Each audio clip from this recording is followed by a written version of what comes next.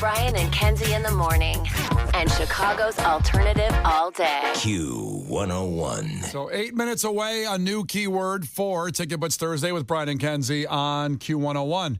And a wonderful new holiday is coming up Tuesday, Exploding Whale Day. Now, it isn't necessarily celebrated in Chicago. You can celebrate if you want somehow at your house. And if you don't know what it is, we talked about this on the air.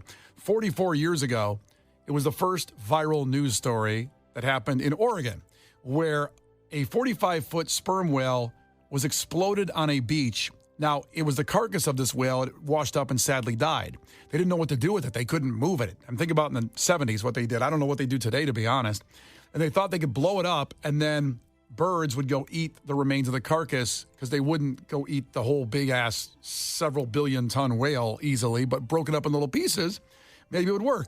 So they used half a ton of dynamite to explode the whale, and it sent millions of pieces and people running for their lives.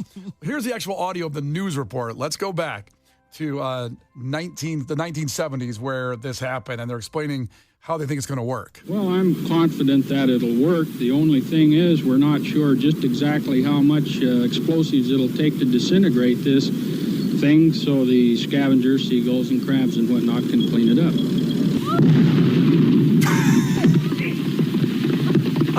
Our cameras stopped rolling immediately after the blast. The humor of the entire situation suddenly gave way to a run for survival as huge chunks of whale blubber fell everywhere. A parked car over a quarter of a mile from the blast site was the target of one large chunk. The passenger compartment literally smashed. Everyone on the scene was covered with small particles of dead whale. I just don't understand what they thought was going to happen. Well, I think they thought it would blow up smaller in a lot of little pieces, and then the birds would come and eat the whale carcass. They were shocked that it blew up and, came at them. They used half a ton of dynamite. I know. And no one had ever done it before, so they didn't know exactly what they were doing. By the way, this was in 1970, so it was 54 years ago, November 12th, 1970. And now they're going all in Oregon, calling it Exploding Whale Day, and having a full day of celebrations leading up to a big event where the mayor announced the festivities on stage with two people dressed in whale costumes. I don't think the whale would appreciate that this is his legacy. Well, it's funny they turned it into a positive. I know. Poor dead whale. Yeah, the video's even been redone 4K. It's got 20 million views of that news reporter, that part of it. But they're saying, let's see, this year's celebration, organizer Elaine McMillan said, "We feel that to remember something that went so wrong can make an apologetic vibe to the whole event, and that's why we're doing it and keeping an ongoing positive feel for the whale. The celebration brings levity during a darker, quieter time of the year in Oregon once winter hits, and so they're worried about, I don't know, people being depressed in Oregon, and this is going to lift them up. I'm not talking about a whale that blew them up." If you guys are struggling with depression out there, and you have access to a half a ton of dynamite, go find a whale. It'll make you very happy. Oh, my God, Case. How dare you? Or this video. You can just watch the video. You could just watch the video, You could make it to the festival. Yeah. I don't know if they're going to have, apple cider donuts, and, maybe little whale donuts. Fudgy the Whale, you get a Fudgy the Whale cake. Yeah. So, Exploding Whale Day, an official holiday in Oregon. This is an official holiday that they're putting on there. You think the flags will be at half-mast? Well, no, it sounds like they're fine with his death. There's not a lot of respect. I don't think it's going to open with a prayer or anything for him. What happens? I would love if it opened with a prayer. I feel like they're going to have fake ones that kids have to hit with a hammer or something. Whack a whale. Kind of like a hot dog eating contest on July 4th. Instead, it's like a whale whacking contest. They probably get some fish in there, and the first one to just destroy it into the most pieces wins. I just feel like everything's going to be themed like that. So instead of the whack-a-mole game, it's whale heads pop. This is poor whales. Again, it's violence against them. And now you know the story. Maybe this is the first time you ever heard it. You have to listen to the audio again. With the reporter talking so serious and these people saying, well, we think it's going to help. And then the explosion sound is so cartoonish of a half a ton of dynamite blowing up a whale. So here's that audio one more time to it now that you know the story. Well, I'm confident that it'll work. The only thing is we're not sure just exactly how much explosives it'll take to disintegrate this thing so the scavengers, seagulls, and crabs and whatnot can clean it up.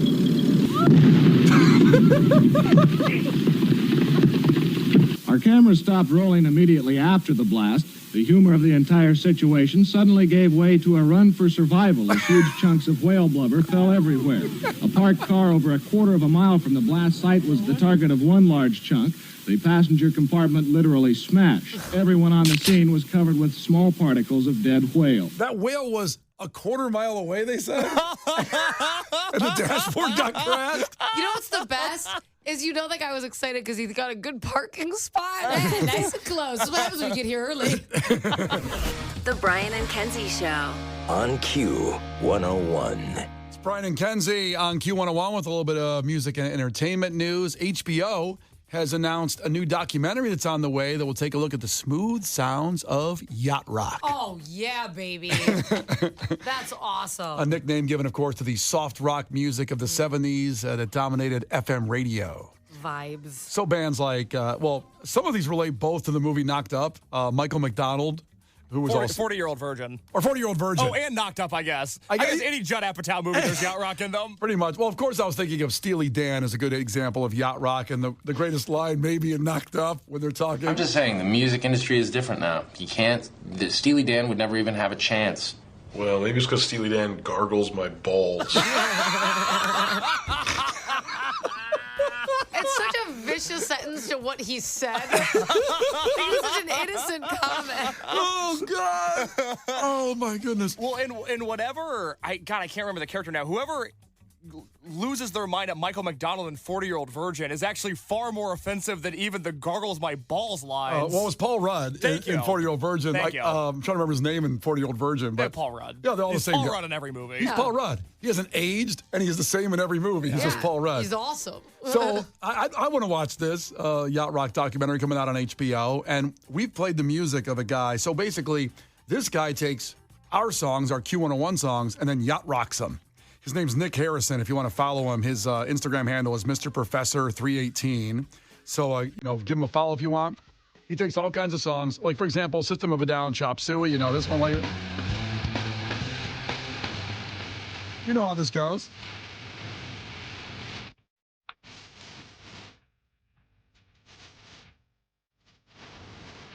Okay. Now, here's the yacht rock version of that song. Iconic. That Nick has done. This guy's a genius. Let's get that vibe going here at 9:26. Kenzie's dancing. There we go. Makeup, grab a brush and put a little makeup. I was got the fade away the shakes. Slide. On the table. Here you go, create another fable. You wanted to grab a brush and put a little makeup. You wanted to hide the scars and fade away the shake up. You wanted to why'd you leave the keys upon the table? You wanted to. I don't think you chose. That's it, song, baby. Play the hits. Self-righteous suicide. I cried when angels deserve to die. System of a Down. Yacht rocked. The Brian and Kenzie Show. On Q101. The Brian and Kenzie Show. On Q101. Our locals, Beach Bunny. It's Brian and Kenzie on Q101. Lauren's coming in, take you through a pretty nice looking Thursday here. Tomorrow, Friday, remember Case's movie review of The Town at 8 o'clock and the Brian and Kenzie and Case potluck luncheon. Or breakfast. It sounds like an advertisement to buy tickets to something. Nope, it's all free. You'll hear it on the air tomorrow about 8:30. Takeaways, Case, from today's show. What do you got? John in South Carolina checked in listening on the Q101 app. Love it. Murder is the worst case scenario. Yep. Well, it is. Or is it cheating? No. I don't know. Kenzie, what do you have? Paul texted in, buckle up for tomorrow's potluck. Case is going to be bringing Kenzie across the cultural border into Flavortown. The only way a white bread mayo man from Indiana can. Can't That was a wait. journey. Kenzie, I'm very excited. I am gonna make you so proud tomorrow. I'm gonna make you something that takes you home. Oh my God. I'm so concerned. So we're each cooking, in case you don't know what the potluck is, we're each making something from scratch and bringing it in to eat, to kind of launch into the Thanksgiving season where people do this. And it came from a post that we read on the air. And that's all on our podcast as well. And Case said he wanted to dip into my culture, and I'm unaware exactly of what that means to him.